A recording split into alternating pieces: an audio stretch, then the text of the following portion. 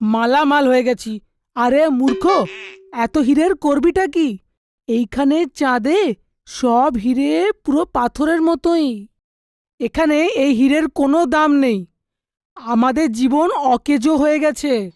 আমরা না ঘরের থাকলাম আর না বাইরের। ডক্টর রিচার্ড, এই লল্লন আর কালিয়া মিলে তো আমাদের সব পরিকল্পনা শেষ করে দিল।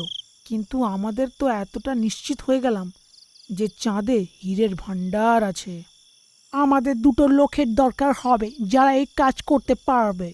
তখনই একটা লোক ওই ক্যাম্পের পাশ থেকে পার হচ্ছিল। আরে ভাই, তুমি কে? আরে জঙ্গলের রাস্তা দিয়ে কোথায় যাচ্ছ? আরে দাদা, আমি শহর গেছিলাম আমার স্ত্রীর জন্যে নতুন নতুন কাপড় কিনতে।